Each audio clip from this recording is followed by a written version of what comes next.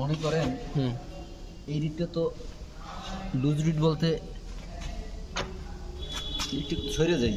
হ্যাঁ, এর কারণ হইল যখন শাটেলটা দিক থেকে দিকে যাবে, কোনো কারণে যদি শাটেলটা আটকে যাচ্ছে তখন এই রিটে চাপে রিটে সরে যাবে ওদিকে, সরে গেলে যার ফলে এই যে এটা তো এদিকে বিটাপ হবে, বিটাপের সময় যাতে সুতো না ছেড়ে, শাটেলটা সরিয়ে গেলে আর সুতো ছেড়বে না।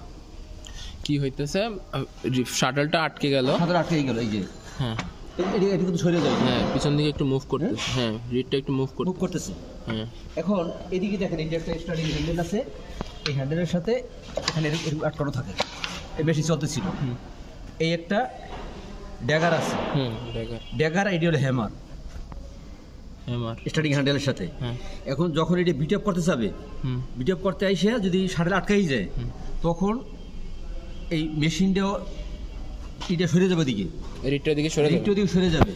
এইটা যখন শাটলটা আটকে যাচ্ছে তখন এটা মোশন বুঝতে কিভাবে যে এটা এখানে এটা আটকাই গেলেই এই যে দেখেন এইটা দিকে সরে যায়, এইটা উপরে উঠে যায়, দেখছেন এই ড্যাগারটা উপরে উঠে আইসে এই স্টার্টিং হ্যান্ডেলে হিট করলে এটা অফ হয়ে যায়, হিট করলে তখন এইটা অফ হয়ে যায়, অফ হয়ে গেলে আর ওই সুতো ছেড়ে না মেশিনের মধ্যে হয়ে যায়। আচ্ছা, তাহলে ধরেন যে শাটলটা এখানে আটকে গেলে এটা উপরের দিকে উঠে বিট আপ করতে আইসা এই ড্যাগারটা আইসা স্টার্টিং হ্যান্ডেলের সাথে হিট করবে। তাই এটা উপরের দিকে উঠলো কিভাবে? হ্যাঁ, এইটার প্রেসারে, এই যে শাটেলের প্রেসারে এই যে এখানে আটকে গেলে শাটেলটা সরে যায় পিছন দিকে, এরকম সরে লুজ রিট মানে কি, হ্যাঁ এটা সরে যায়, যে এটা ফিক্সড থাকে ওটা সরতে পারে না, ওটা অন্য সিস্টেমে আবার বন্ধ হয়। এটা হলো যেহেতু শাটেলের প্রেসারে সরে যায় দিকে, সরে গেলে ড্যাগার উপরে ওঠে না, তাহলে কিন্তু উপরে ওঠে না, আর ফেলে সোজা হলে এবার যখন বিট আপ করতে আসবে তখন এখানে এটা হিট করবে, হ্যাঁ স্টার্টিং হ্যান্ডেলের সাথে হিট করবে ড্যাগারটা, তখন সাথে সাথে মেশিনটা স্টপ হয়ে যাবে। সাথে আটকায় নেই না, যখন বিট আপ হয়েছে দেখুন নিচের দিকে আছে, হ্যাঁ নিচের দিকে থাকে না, বিট আপ হয়েছে। এরপরে যখন আমি ওরে আবার ঘুরোই তখন এটা কি হবে দেখবেন, হ্যাঁ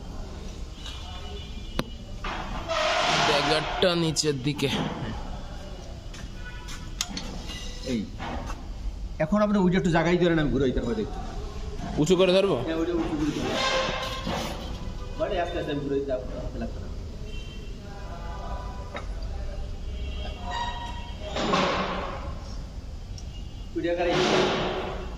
তো এর সাথে লাগাই দিব, হ্যাঁ লাগবে, কাছাকাছি এসে না এসে লাগবে, এই যে ও আইসা এইটার সাথে হিট করবে, এই যে এখানে হিট করলে এর সাথে সাথে সরে যাবে। এই লিজ এই যে ধানে এটা সরে যায়, এই যে ও আচ্ছা, এটা কি উপরের দিকে যাবে, মানে এটা নরমালি এরকম থাকবে, যখন শাটলটা আটকে যাবে তখন থাকবে ওইটা সর্বে রিটটা সর্বে কি শাটলের প্রেসারে, যখন আমার এদিকে তো ইয়ান থাকবে, ইয়ান থাকবে তো ওই ইয়ানের লাগে বাঁচছে, ও এদিকে আসতে পারতেছে না, ওদিকে যেতে পারতেছে না। এখন যদি রিটটা যদি না সরে তাহলে কিন্তু আমার সুতো ছিঁড়ে নিয়ে চলে আসবে, যাতে এমন এতটুকু পর্যন্ত সরবে যাতে ওই ড্যাগার ডাইসা স্টার্টিং হ্যান্ডেল পর্যন্ত পায়।